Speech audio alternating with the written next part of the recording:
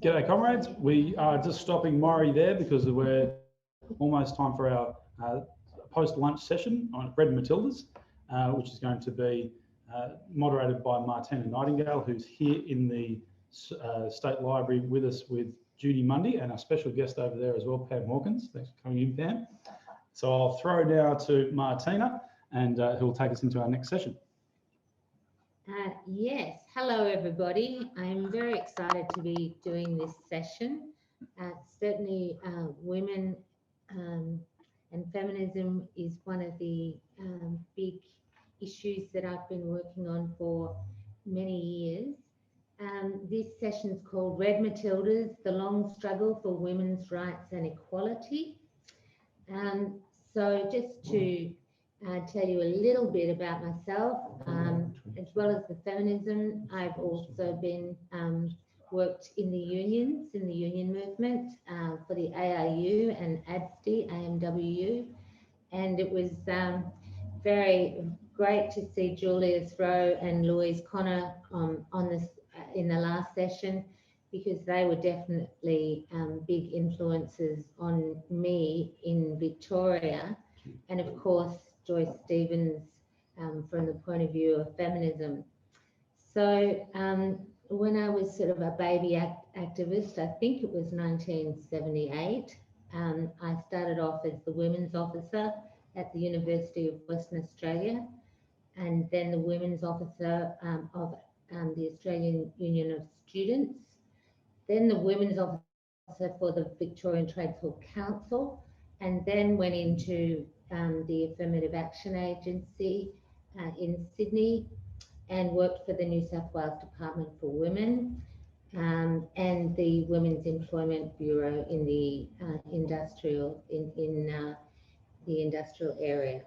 So that's my sort of general background. The way we're going to do this today is, first of all, for me to just introduce very briefly each of the panel members, and then we'll go more specifically into the panel, and I'll give a little bit more of an introduction, and there'll be an opportunity for you to pose questions to the panel, and we're going to have a bit of a discussion between the panels. So we have Audrey Mcdonald, Judy Gillett, and Judy Mundy as our sort of main people, as our people on the panel. And we also have Danae, who is going to be speaking Danae is going to be talking in response to the three panelists. So starting off with Audrey, let me just give me a minute, because I've got all these papers and it's a long time since I've chaired anything, so apologies if I fumble around a little bit. But Audrey Mcdonald is probably someone who is quite familiar to you. She was a long-term leader of the pioneering organisation, the Union of Australian Women, and in 1969 she was elected the National Secretary for that. She was a member of the CPA for 15 years, which she says shaped her philosophy of life, as we've heard from quite a few contributors today, and that it contributed to her development and understanding of the world. Then we go over to South Australia to Judy Gillett, who is a lifelong activist in the South Australian Teachers Union. She's been a prominent feminist and community leader, and she was a member of the CPA for over 30 years. And then Judy Mundy, who's right next to me. She was a member of the CPA for 27 years until its dissolution. In 1979, she became the first female national president of the CPA and of any Australian political party. She later became a successful barrister. So Danae, who is going to sort of be our respondent to the panelists. Danae's got an incredible sort of biography. She's a unionist, a feminist, and an activist, and she's based in Melbourne. She has worked in the union movement much of her life and is currently Chief of Staff at the Victorian Trades Hall Council. She's also worked in the community campaigns to stop the East-West Toll Road, an advocate for 110% renewable energy, and union campaigns for equal pay and universal free childcare. Those issues that have been on the women's agenda since for a very long time, and was certainly part of the issues that the UAW was concerned about, and they're still on the agenda in our time. She's currently also, she was the former Yarra City Councillor and served in 2018 and 2019 as Mayor of Yarra, one of Australia's most progressive councils in Melbourne's inner north. She's currently on the Committee of Management for AFIDA, which is a union aid abroad, and she is a Search member and briefly served on the Search Committee. So these are our 4 very impressive people on our panel. And I'm going to throw it back to you, Audrey, and talk a little bit more about the sort of things that you've been involved in. So Audrey was born in Tenterfield and came to Sydney with her mother so she could go to high school. At the age of 17, she represented the Hotel Club and Restaurant Union at the International Food Workers Conference in Sofia. She went there, and at the World Festival of Youth and Students in Warsaw in 1955. She also became an official of the Union of the Hotel Club and Restaurants Union, and as well as the prominent role in the UAW, which I've already mentioned. She was subsequently a member of the International Governing Council of the Women's International Democratic Federation and the World Peace Council. She was the leader of the Australian NGO delegations to Berlin, Moscow and Beijing UN conferences during the UN Decade for Women. In 1989, she was awarded the Order of Australia for services to women and trade unionism. And in 1994 was the guest of the African National Congress in Pretoria for the inauguration of Nelson Mandela as President of a free South Africa. She established the ANC Support Committee and moved the toast to Mandela for his official Australian reception in 1994. That really impresses me. In 1996, she published a joint memoir, Dare to Dream, with her husband, Tom McDonald. So that's your intro, and it's time to throw over to you, Audrey, to take up your 7 minutes on the panel. Good. Thank you very much, Martina, and hi everyone. Nice to be with you.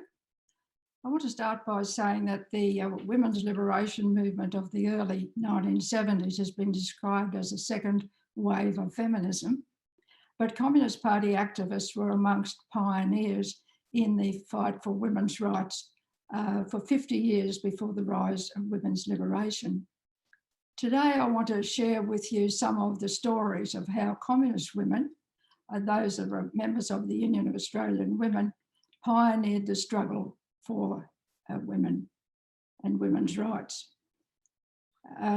As Martina has said, I came to Sydney to go to high school in the late 40s, 49, 50. I then worked in a cafe and as a hotel receptionist after school. When I was 15, I found myself as a principal witness in an underpayment of wages case taken by the Union and Communist Party barrister Fred Patterson, who had a great time for. The team of militant officials of the Hotel Club and Restaurant Union became my family in Sydney. The Union Secretary, Flo Davis, also known as Clough, introduced me to the Communist Party and to the Union of Australian Women. Flo was a pioneering and prominent woman official in the union movement. She cared deeply for the members, in particular women who worked on half men's wages. She was a leader of the New South Wales Equal Pay Committee and a leading advocate for working women in the ACTU.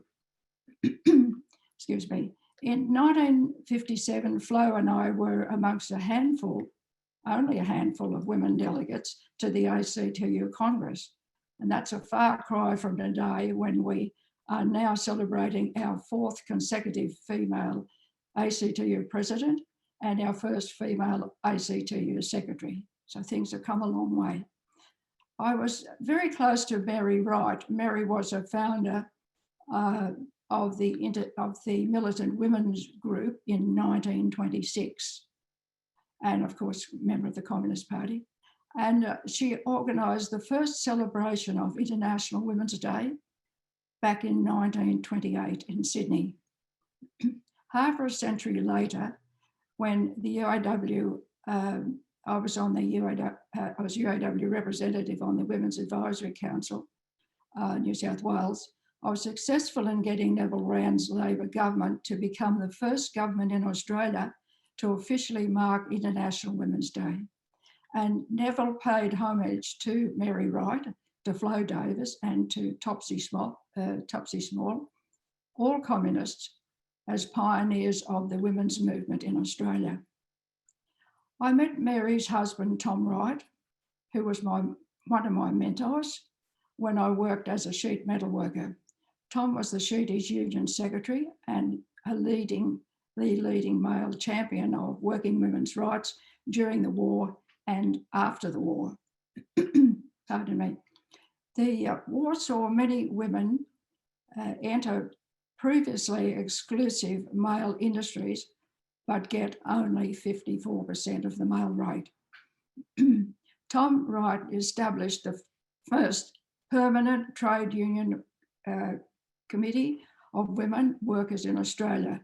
And a book that we in the Union of Australian Women published called Women in the War Years, written by Joan Kerr-Lewis, should be available at the library there.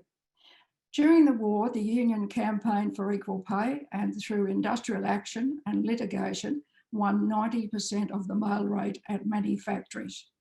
And a woman who worked for me was the one that was jumped up on the stairs at the airport and called the meeting of women to go on strike when they lost the 90%.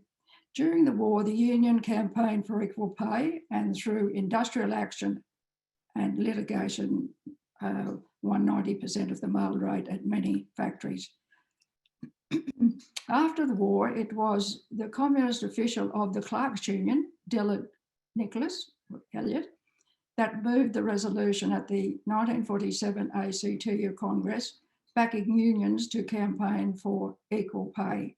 This story is not only told in Women in the War Years, it's also told in the union UAW publication, Changing Australia, the union story.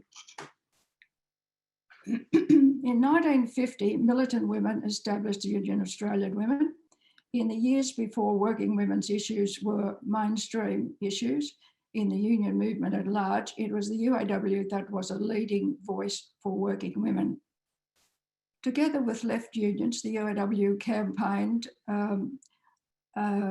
organising petitions and deputations to the government on issues such as equal pay, childcare, then unheard of practically, and rising prices. And we had a dance group, although I wasn't a member of it, that would go to factory gates and perform folk dances and then talk to the workers about equal pay.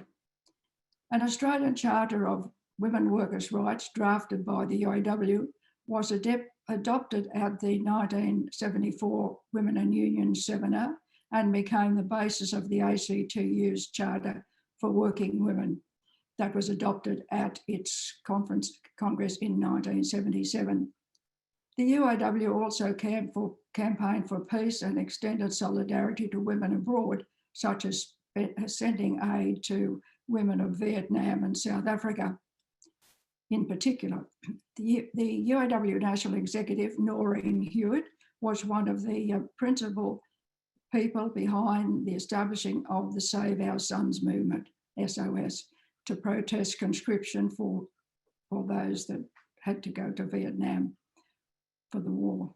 The UAW was one of 135 national women's organisations affiliated to the Women's International Democratic Federation, the WIDF.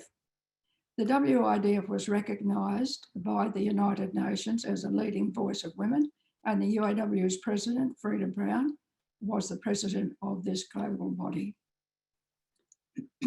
Countless women around the world saw Freda as their leader, and she played a major role in 1975 being designated this and celebrated as International Women's Year. Whilst just brief insights the stories I've shared show how the Communist Party initiated, support and often led many of the struggles and movements for a more just society in Australia, and in particular how communists were pioneers in the fight for women's equality. Thank you so much, Audrey. That was extremely interesting, and you know, just goes to show how much work was done at that time. So, Judy Gillett, I'm going to throw across to you. But before I do that, I just want to say a couple of words about your background. So, Judy was born in South London, and her parents met in the Young Communist movement. So she was born into political activism. She moved to Adelaide with her sister and her father, who was widowed. She joined the Eureka Youth League at 14 and the CPA at 18. She trained as a teacher and joined the Teachers Union as a trainee in 1958. She was a union delegate in every school that she taught in. Judy was active in the CPA women's collectives, both at a state and national level. And from 1970, Judy joined a local women's group and became active in the women's liberation movement in Adelaide. She was part of a collective that helped to establish the first women's shelters for survivors of domestic violence. And she did frequent interviews about feminism on radio and television programs.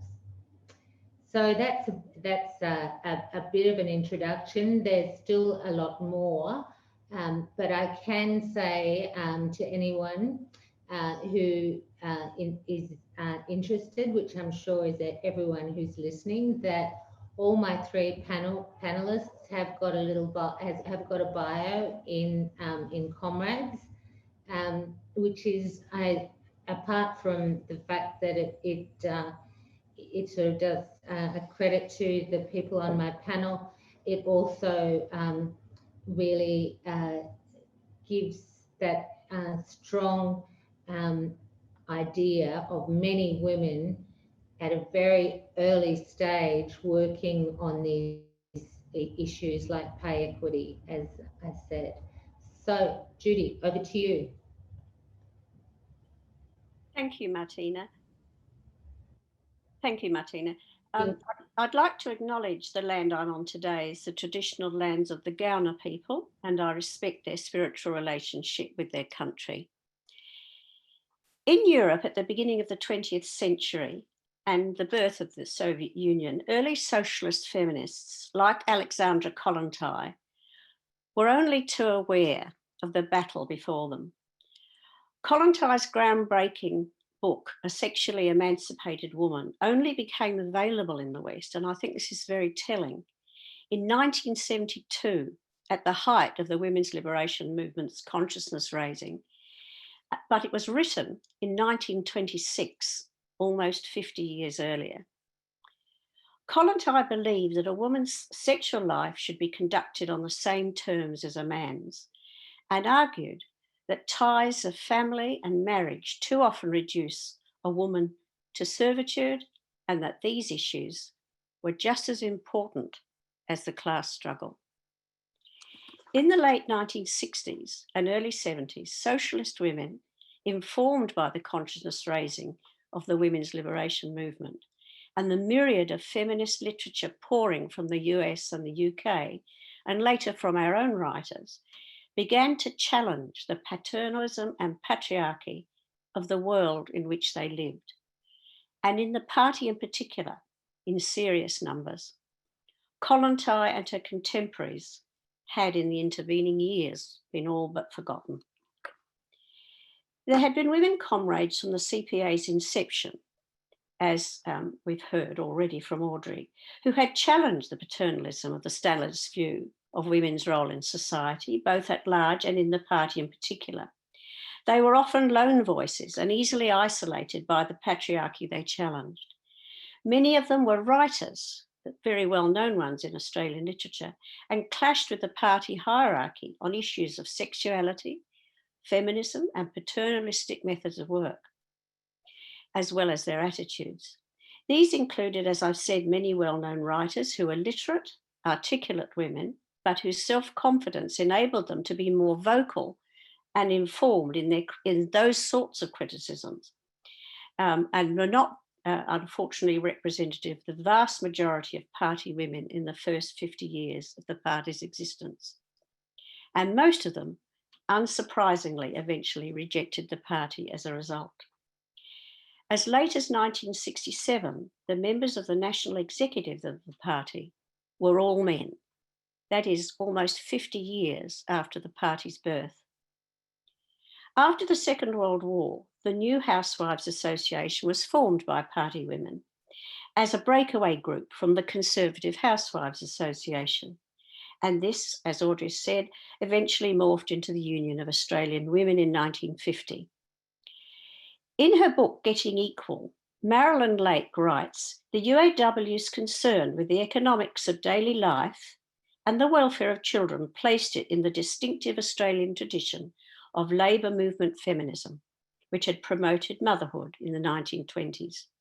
And I think it's very important to emphasise the sterling and very important battles the women of the UAW waged, myself among them in the early 60s, in the peace and anti-Vietnam War movements, international relations with other women's organisations, economic issues affecting women, childcare, Indigenous rights, equal pay, and the recognition and celebration of IWD, long before it was a universal celebration.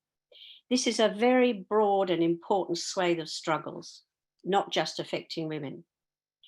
However, they did not include, among other things, such social issues as breaking down paternal methods of working in the party, sexism, domestic violence, sexual harassment, which often occurred in the party, sex roles in relationships, abortion rights, and the needs of gay and trans communities.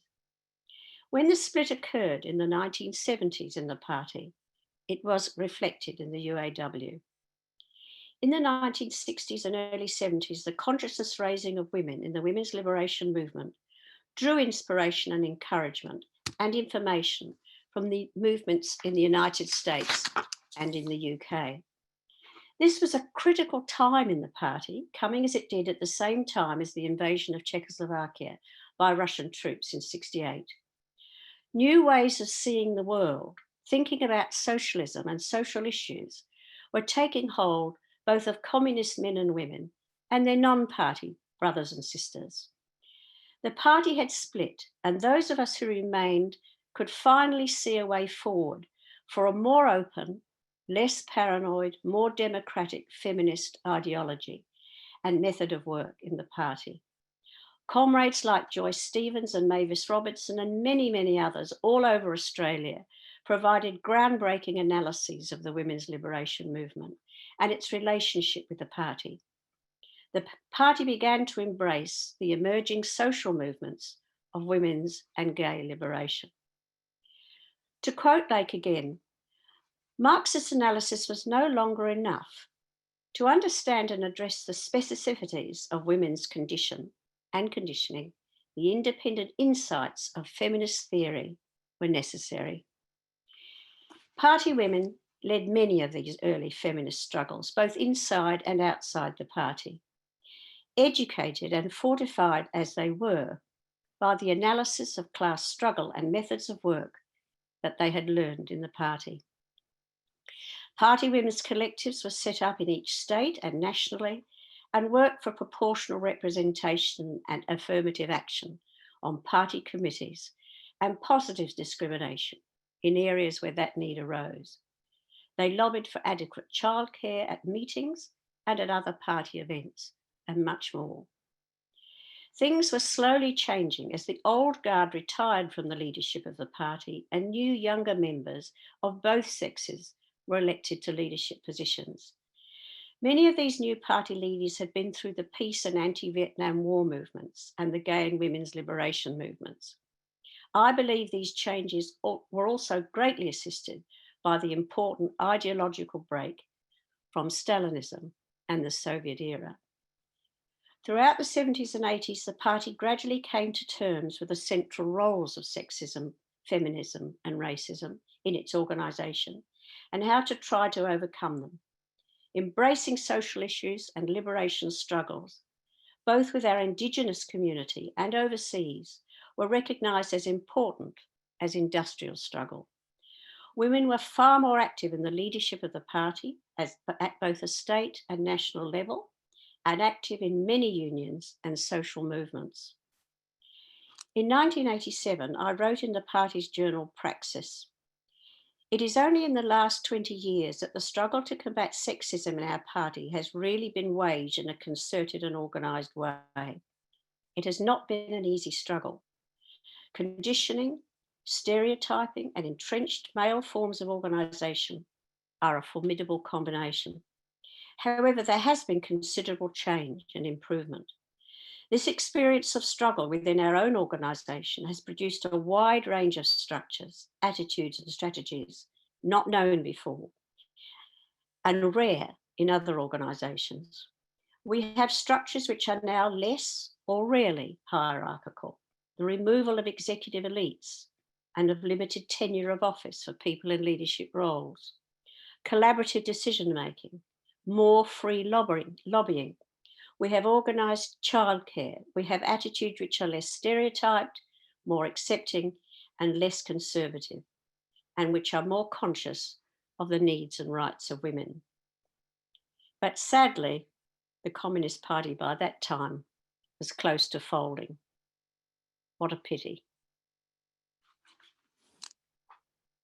Judy, for that really wide-ranging discussion. There's a couple of things that I do want to just quickly respond to, because like so many women in the CPA, as you mentioned, you are also a writer and have been published with short stories and poetry, and has just finished an 80,000 word novel dealing with the internment of German settlers in the Barossa Valley in World War I. And just, you know, for something different, she also paints in various media.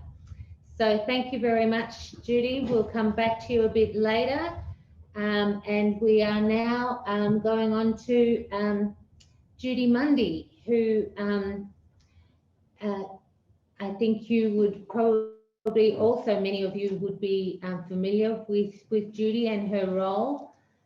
Through a friend, she became aware of a job opportunity with the Builders Labourers Federation, the BLF, where she met Jack Mundey. Working for the union, Judy was exposed to many progressive and radical ideas. The 1960s were the time of social ferment and activism, as we've heard, including for women's rights, gay liberation, Indigenous rights, and anti-Vietnam War demonstrations. The CPA embraced these ideals and Judy joined the party in 1964.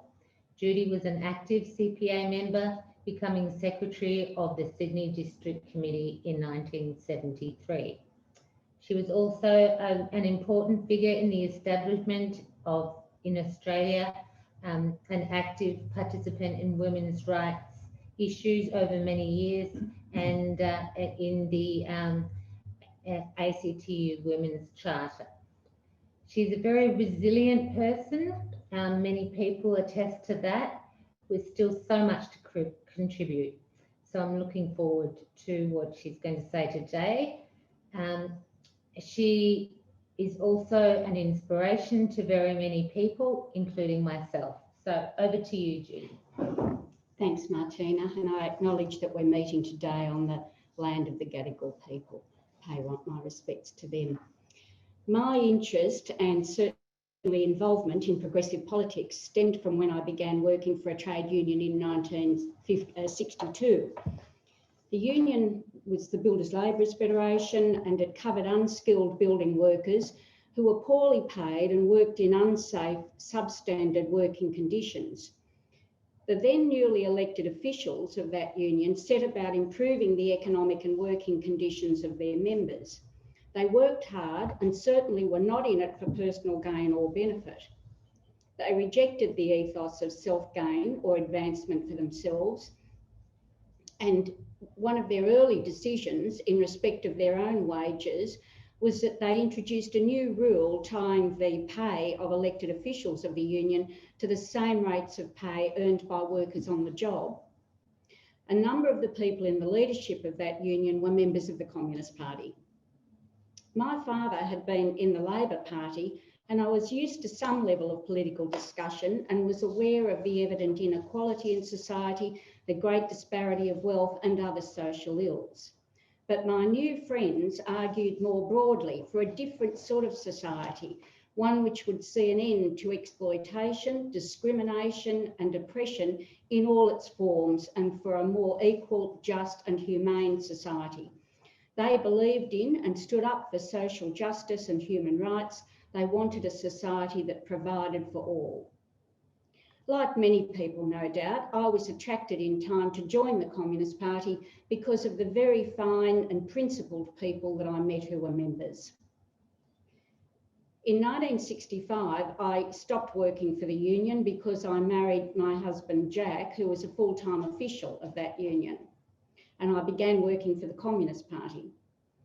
The party seemed to be involved in every progressive issue, including, in the early days, the peace movement to ban the bomb, then against the proliferation of nuclear weapons and against French nuclear testing in the Pacific, against the mining and export of uranium, against Australia's inexcusable involvement in the Vietnam War, and against the conscription of Australian youth for service in that war, many of whom were irrevocably damaged by their involvement.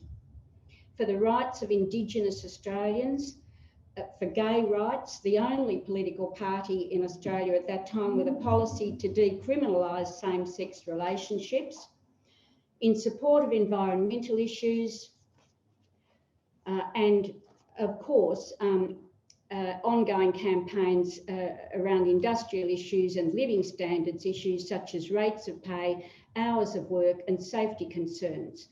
Local party branches involved themselves in practical local issues, such as the need for pedestrian crossings near schools and in shopping centres, and many were involved in local PMC organisations at public schools. I hasten to add that many people other than communists were involved in these campaigns, but communists certainly played a significant and very active role in many of them. Then in late 1969, there was a meeting of women, including some Communist Party women, including me, at Glebe in Sydney, to discuss some newly emerging ideas and literature around something called women's liberation. Many women were influenced by the ideas of this emerging movement, including many in the Communist Party, and in turn, they influenced the party. Women's priorities began to change, with the focus turning to the particular oppression of women who argued it was no longer acceptable that this form of oppression was peripheral or of low priority. It was no longer acceptable that it be left until after any revolution in social priorities or a new social ethic. It had to be part of it.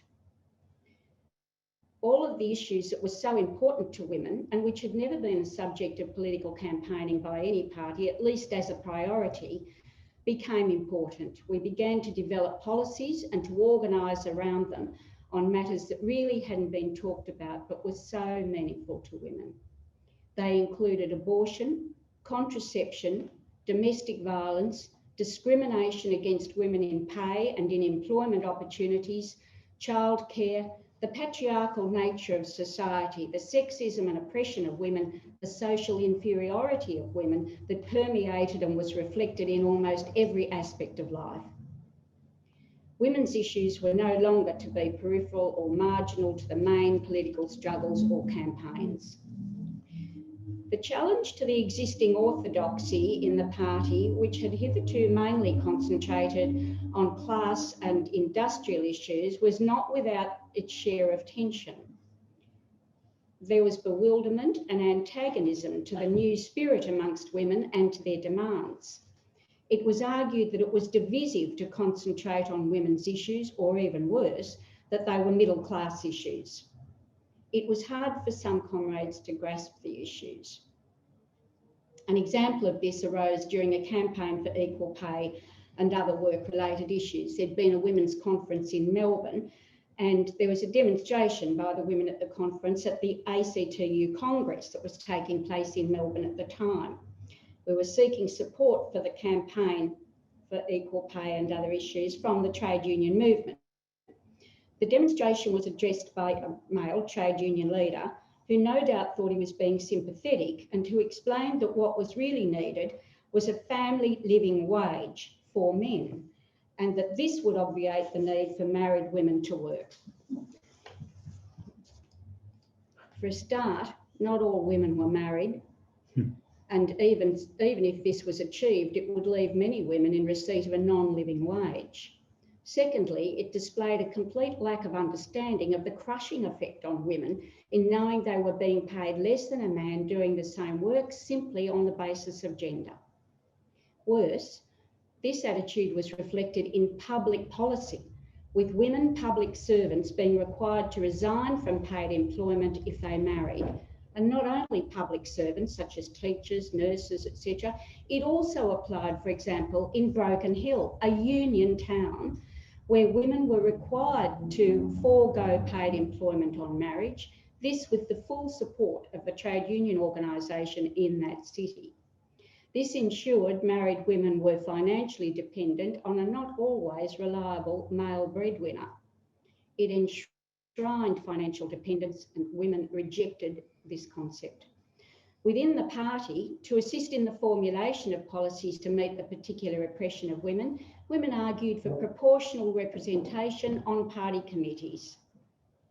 There was opposition with the usual invalid arguments about how people ought to be elected on the basis of merit, as if that was the traditional basis on which men were elected or appointed to anything. The debate, however, was important. Although the vote didn't succeed at the national level when first raised, women were elected in increasing numbers at all levels of the party. By 1972, the Congress documents began reflecting a feminist analysis, stating communists recognise that the movement for women's liberation expresses a growing consciousness that oppression may not be simply narrowed down to the economic exploitation of working people, but exists in all human relationships and institutions in capitalist society.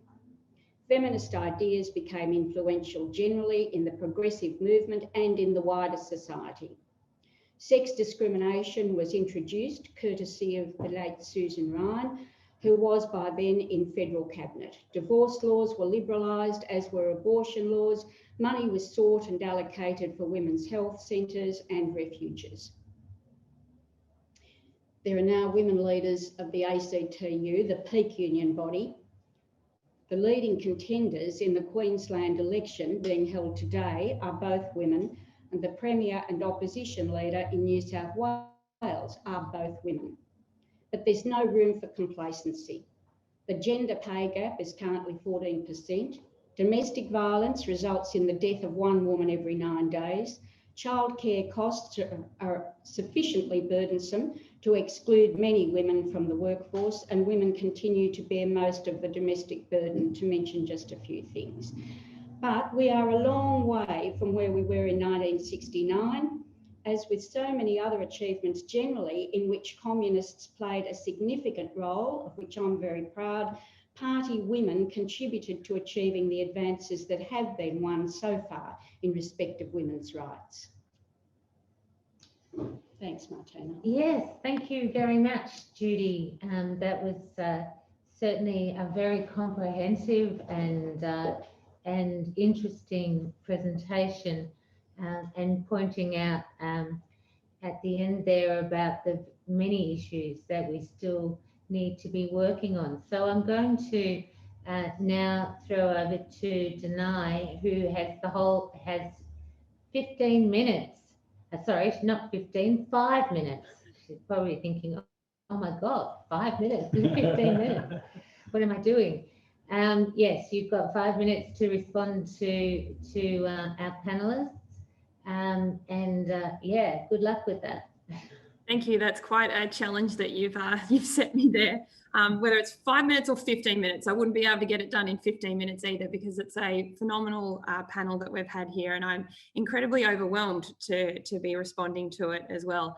And obviously I never had the opportunity to join the Communist Party, but on my mother's side, and many will probably be able to tell from my first name, Danae, which is a Greek name, I come from a long line of Greek communists back home in the mainland who escaped fascism and came to Australia after World War II. And there's many Greek communists based in Newcastle, and I'm sure I can trace many of them back to my family as well. So I feel a connection. I feel a strong connection to all the speakers that we had on today.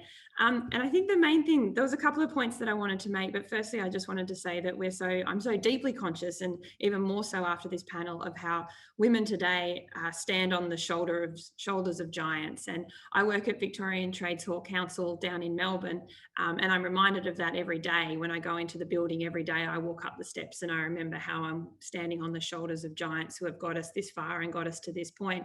But I think also the point that all of the panelists made is the struggle continues, incredibly much so. And I wanted to just draw out and speak to a couple of those, which is the same issues. Audrey first spoke about underpayments 80 years ago, I think, and underpayments continue to happen. Wage theft continues to happen, and disproportionately so for women, because we know it happens in the hospitality industry, it happens in aged care, it happens in the social services disproportionately so, which is where women workers find ourselves. Wage theft still continues for women. The struggle for equal pay still continues every day for women, for universal free childcare for women. And I think Judy made the point as well about the role of the union movement and the CPA and the party women in making sure that International Women's Day, long before International Women's Day was as fun and, you can almost say, as mainstream, we still like to call it International Working Women's Day. We still like to call it by its old name from time to time. The role that we played in making International Women's Day such an important day as well. And I think Judy Mundy also talked about as well For all panelists, the message that I picked up as well was the importance and how central the union movement was. Sitting alongside the party, the union movement was this central force for women, and I still recognise it today. It was a struggle. Judy Gillett talked about the struggle internally and externally. There was a struggle outside the movement and a struggle inside the movement for women. And that struggle still continues today. I can't sit here and pretend that it doesn't. We've made so many advances, and it's an honour and a privilege to work in a movement that's led by Sally McManus and by Michelle O'Neill. But we know that there's still so much more to be done when Australia has one of the worst rates of gender pay gap, but one of the worst rates of gender segregation of our workforce as well in the OECD nations. Women continue to be segregated in different segments of the underpaid workforce, more so than so many nations that we should be comparable to. But I was really struck by how unionism was so central to the women's struggle, and that's something that I carry with me whenever I go to work too. Is I go to work as a unionist, but I also go to work as a feminist, and I see those two things as deeply connected and deeply entwined. And I just wanted to finish thanking all of the panelists for everything that I've learned from this session, but also to give a little story of how the party lives on, I guess you can say, and the women's struggle lives on as much as it does down in Melbourne. So many will know from Melbourne Zelda Deprano and the role that Zelda Deprano played in the struggle. And Zelda was a party member from 1950 to 1971, a party member for many years, following in the footsteps of her mother, who had also been a party member as well. And she worked in the union movement. And on the 21st of October 1969, Zelda went and locked herself and chained herself to the Commonwealth buildings down here in Melbourne in demanding equal pay for women. And you'll recognise, many folks I'm sure will recognise Zelda. She was, if you were on the previous session, her face popped up a few times in some of the famous pictures there demanding equal pay. And that was a struggle that Zelda's role in that struggle we still remember today. So just a few years ago on the 21st of October, a group of early childhood educators who are predominantly women went and changed themselves again to the Commonwealth buildings. And I went down to join them, and hopefully the photos of them and us chaining ourselves onto the buildings will live on as the continuing struggle. And we also have now at Victorian Trades Hall Council a Zelda Deprano Award, and each year we acknowledge the role that we acknowledge a woman or a group of women that have made a contribution to the union movement in advancing the struggle for women. And this year, for the first time ever, we marked the inaugural Zelda Deprano Day. So we're now making the 21st of October a Zelda Deprano Day, and we use that day. We're going to use that day every year, and this year as well, although we're all locked up at home. This year, we got on the phones and we took action in every way that we could to start talking about, again, to make sure that the message about our demands for equal pay and our demands for free universal childcare are heard loud and clear. And so I was with a group of women, and we all got on the phones and we all called various Liberal Party ministers' offices. I got to call the office of the Minister for Women and talk to their staff. And I wondered how long it had been since their staff had been asked those tough questions about what are you doing to to address the pay inequity that continues in Australia for women. So I hope that that's just a small little story of how Zelda and the party and women's struggle continues to live on today. We know we're standing on the shoulders of giants, and every opportunity we can, we remember their struggle. Thank you.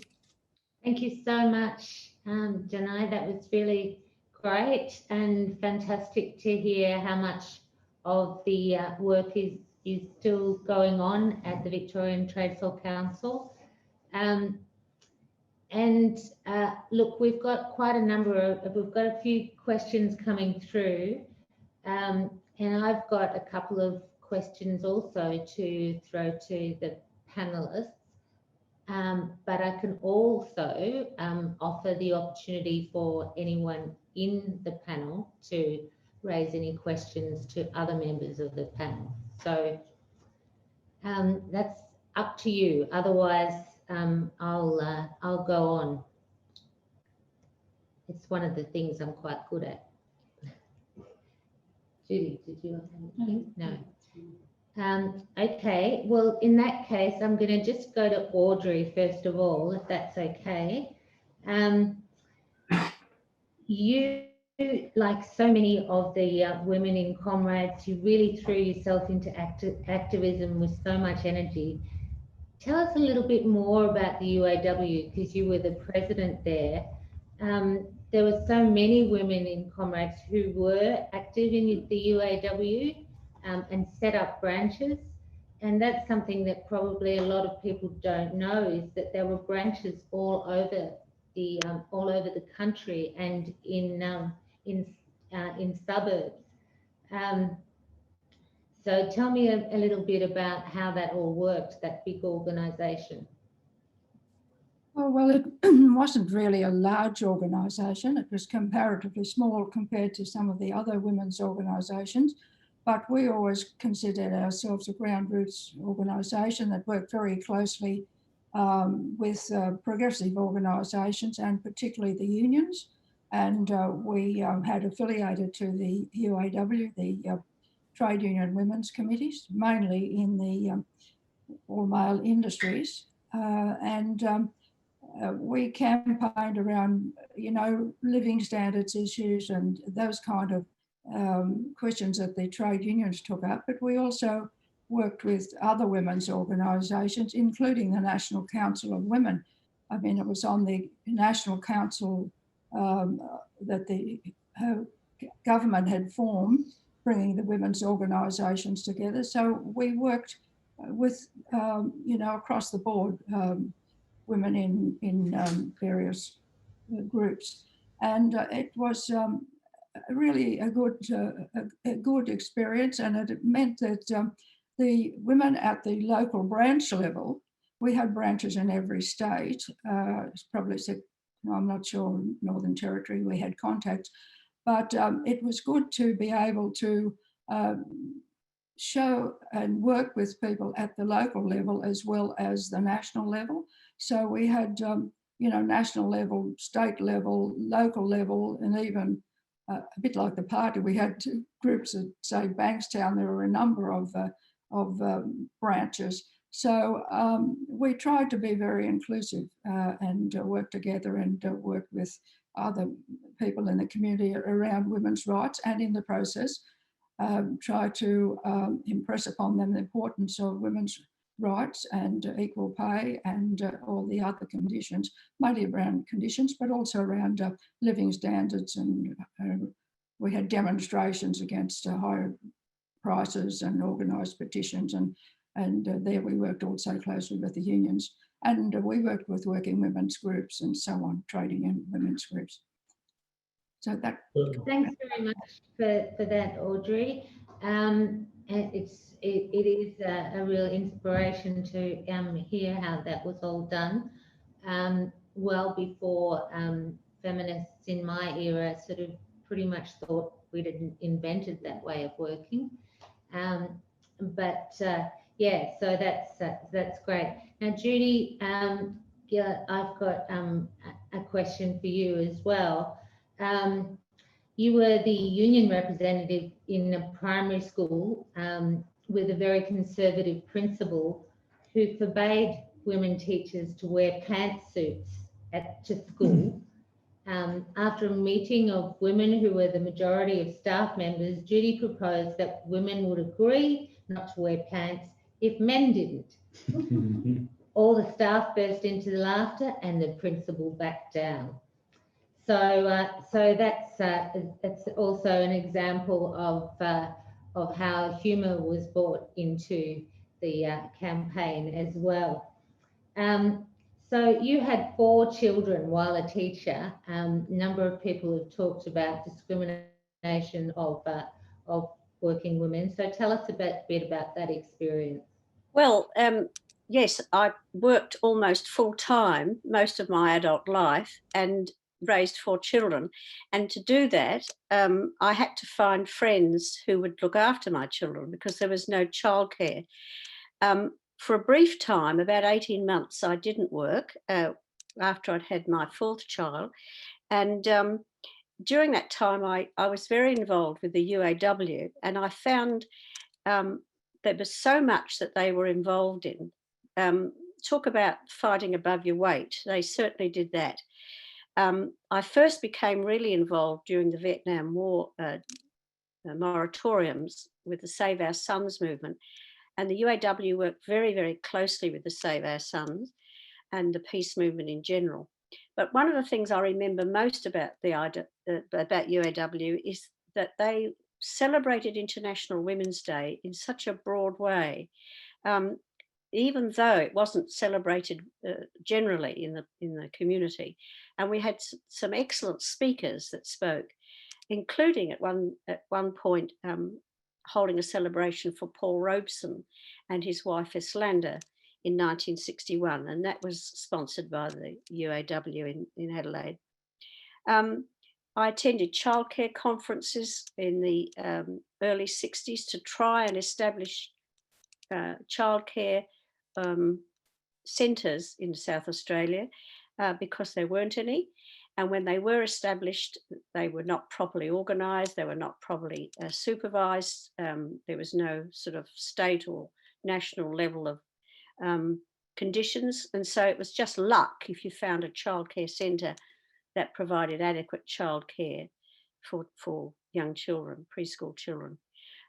My union life didn't just involve telling principals not to wear trousers. It involved a lot more serious issues than that. And one of my last schools, which was what we call a coal-face school in a very, very deprived area, teachers were being sent there in droves from much more affluent areas who had never taught in such difficult schools. And I was the principal at that school. And I had teachers with burnout, nervous breakdowns, and we finally decided we would take the education department on. And I fortunately had the backing of the parents groups, my union, my principals organisation, and the community in general. And we held a mass meeting at Elizabeth, which is the city where the school was. 400 people came. We made the front page of the local advertiser, which is the Murdoch Press, and we were able to establish a better system for appointing teachers to those difficult schools, giving them a loading for coming to those schools, training for coming to those schools, and the fact that they wanted to come to those schools, so they applied. And that made a big change to the way those schools were, and there were a number of them, not just mine, that were staffed in that way. So that was a big victory for us. I'm glad you talked about that, because that was one of the questions that I had for you as well.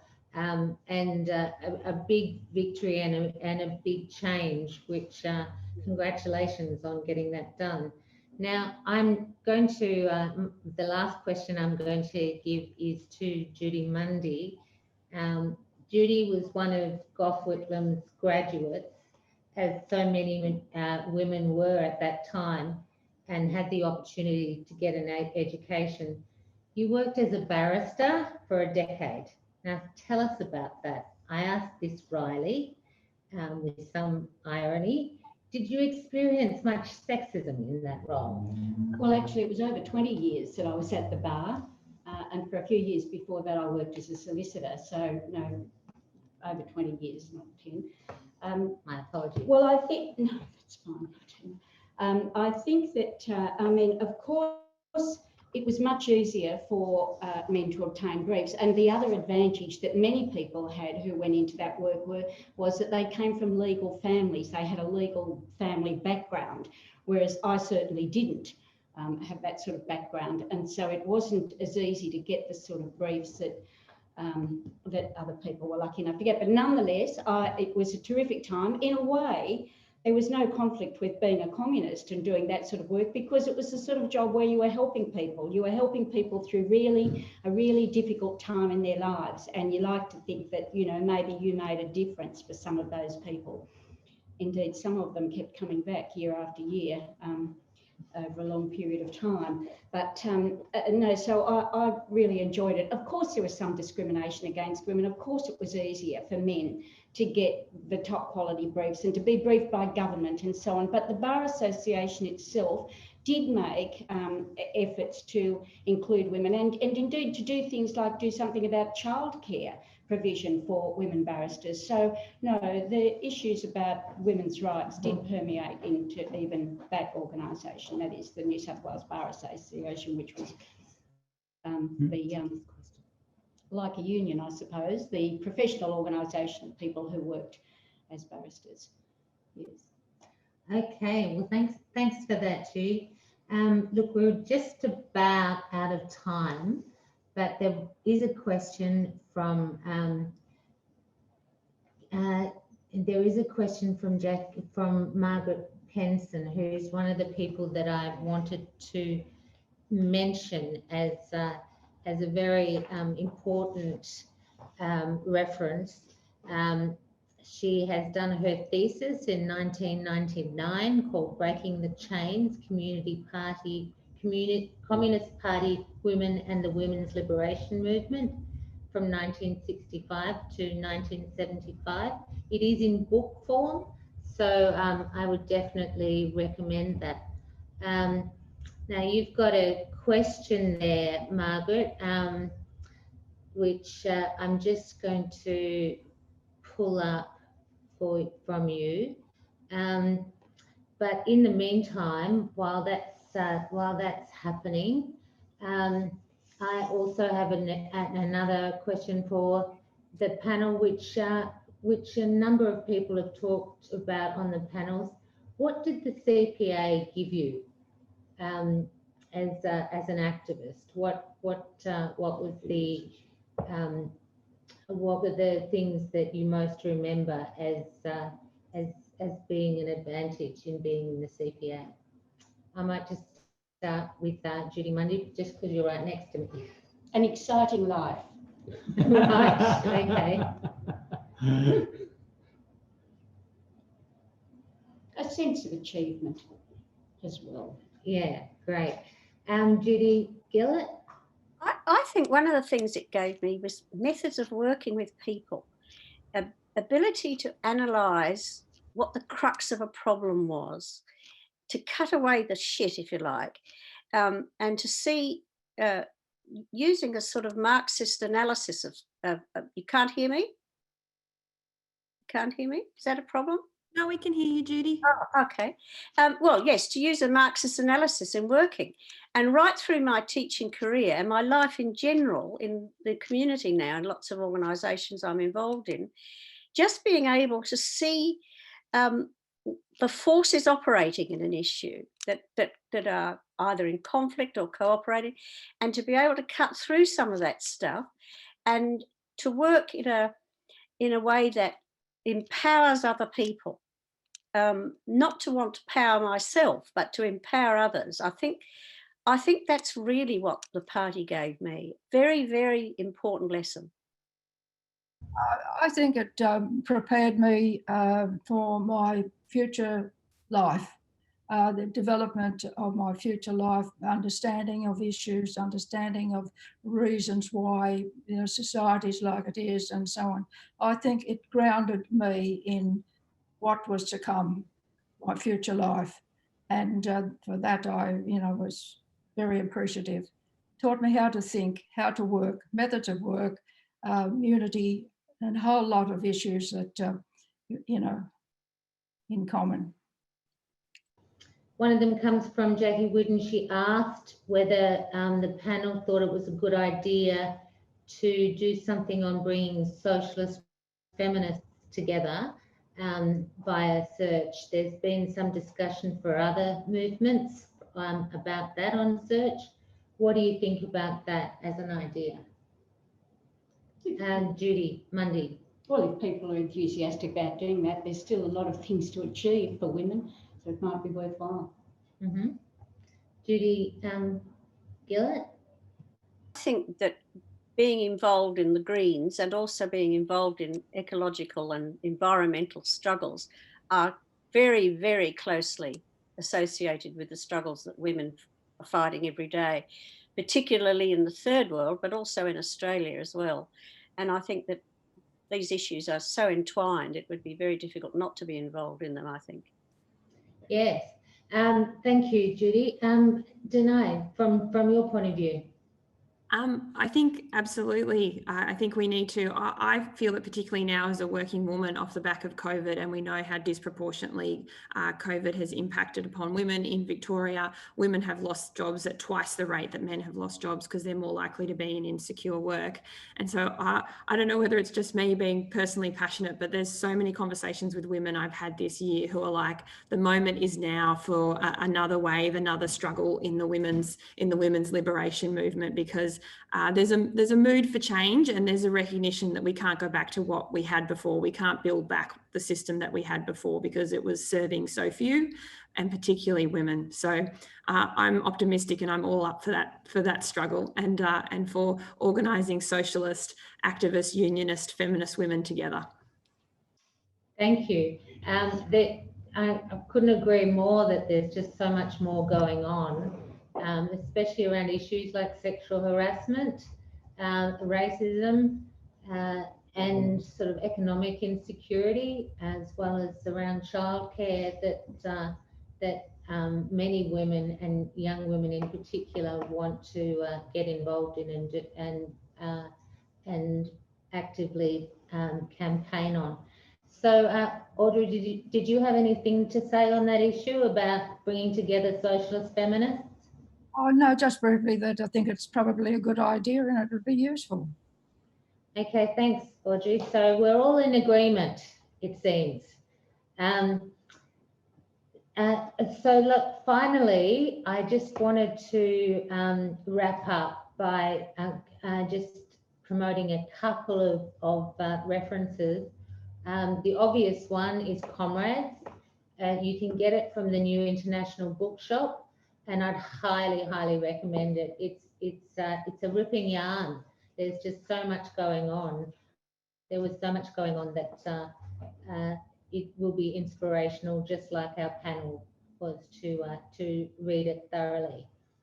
But from the point of view of some of the things that, some of the histories that have been written around women and the Communist Party, a couple of people, including myself, has mentioned Joyce Stevens, who in 1987 published Taking the Revolution Home, Work Among Women in the Communist Party of Australia, 1920 to 1945. And then Audrey Mcdonald and Barbara Curthos wrote the story of the Union of Australian Women, called More Than a Hat and Glove Brigade. And that was published in Sydney. So there are three references that I would recommend along with Comrades. And thank you to everyone who has tuned in. We will pick up your questions, and that's maybe part of the agenda for a socialist feminist get-together. Thank you. Thank you, Danae. Thank you very much,